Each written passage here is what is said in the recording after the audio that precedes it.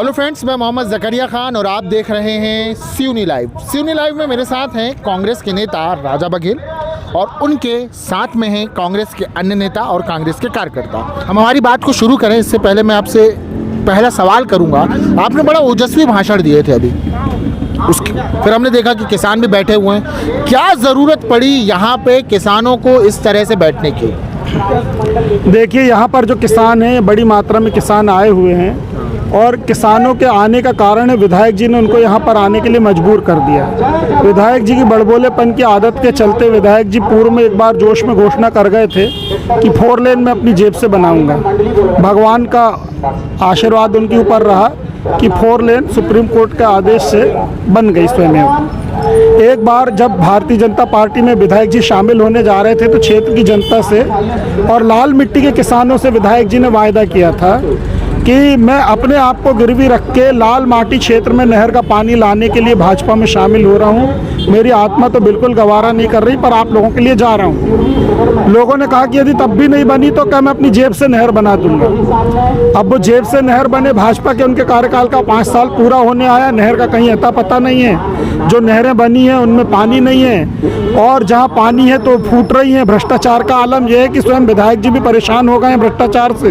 हालांकि वो लगातार परेशान रहते हैं पर करते कुछ नहीं जी। इसी के चलते आज यहाँ पर किसान उनको अपनी मांगे और उनको अपनी बातें याद दिलाने के लिए यहाँ पर आए हुए। आखिर चक्का जाम ही क्यों? दूसरे तरीके भी तो हो सकते हैं ना। देखिए, बात करने की किसान लोगों ने लगातार कोशिश की। इसके पूर्व भी किसान पंचायत बुलाई गई, आज भी बुलाई गई।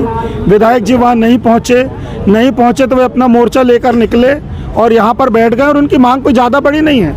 वे विधायक और सांसद जी से डायरेक्ट बात करना चाहते हैं, पर आज विधायक जी में इतना भी साहस नहीं है कि वो अपने क्षेत्र की जनता को फेस करके उनसे बात कर सकें। ये सिवनी में विधानसभा चुनाव के आप एक दावेदार हैं।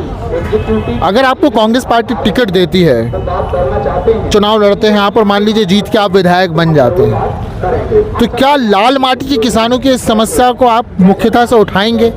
ये मतलब ये वीडियो में मैं एक वादा भी ले रहा हूँ क्योंकि मैं किसान के पत्रकार के साथ साथ मैं खुद एक लाल माटी का किसान भी हूँ, तो मैं आपसे एक वादे के तौर पे इस सवाल को कर रहा हूँ। देखिए, कांग्रेस के घोषणा पत्र में भी ये किसान आज जो बात कर रहे हैं माइक्रो लिफ्ट इरिगेशन की, कांग्रेस भी इजरायली पैटर्न की इस तकनीक को अपने घोषणा पत्र में ला रही है कि हम इसको बढ़ावा देंगे और इसके लिए काम करेंगे।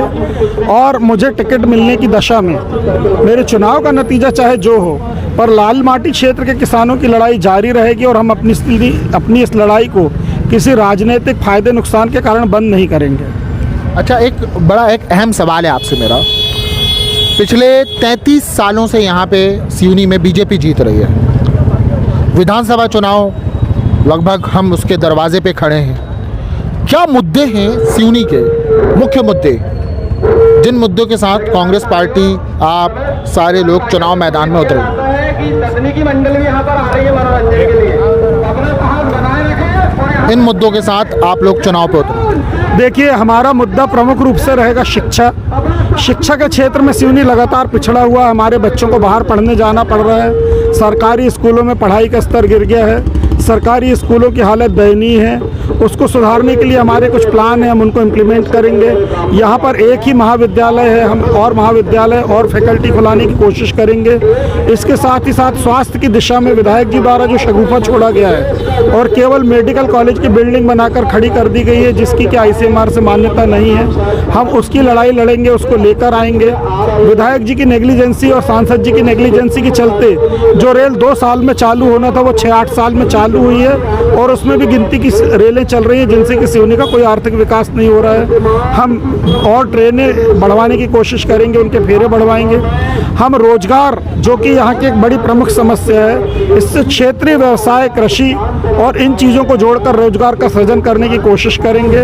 हम केवल प्रोग्रेसिव मुद्दों के आधार पर हम प्रोग्रेसिव मुद्दों के आधार पर ही अब वोट मांगेंगे और विधानसभा चुनाव में जाएंगे और जीत दर्ज करेंगे। असिस्टेंट का मुद्दा सिवनी में छाया रहा और उस मुद्दे में सभी लोग अपनी प्रतिक्रिया देते रहे। सवाल ये है कि उसके लिए जो ज़मीन आवंटित की गई है वो ज़मीन है बीज निगम की जगह, जहाँ पे किसानों के लिए बीज को नए नए बीज निर्माण करके उनका प्रयोग उस ज़मीन में करके देखा जाता रहा है। उसमें 15 एकड़ ज़मीन आवंटित कर दी गई, जो कि 2-3 एकड़ भी की जाती, 4 एकड़ भी की जाती तो काम हो सकता था। इस मुद्दे पे मैं आपकी राय चाहूँगा। देखिए, बस स्टैंड का जो मुद्दा है टोटल शिगुफेबाजी है। मुझे तो यही समझ में नहीं आता कि भारतीय जनता पार्टी का ही एक पक्ष और उनके कार्यकर्ता कुछ कह रहे हैं, विधायक जी कुछ कह रहे है ना, और बीज निगम की जमीन मुंह से आवंटित हो गई है, तो मुंह से 4 लेन भी बन रही थी, मुंह से नहर भी बन रही थी, मुंह से जहर, मैंने सुना कि वो न्यायालय के लिए भी जमीन आवंटित हो गई है। अब आप बता रहे हैं बस स्टैंड के लिए भी, तो केवल शिगुफेबाजी,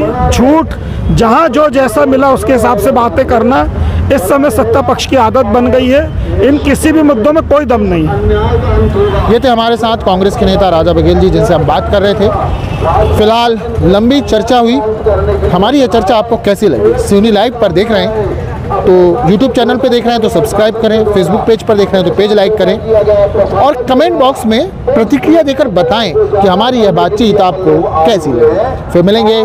जय हिंद, जय भारत।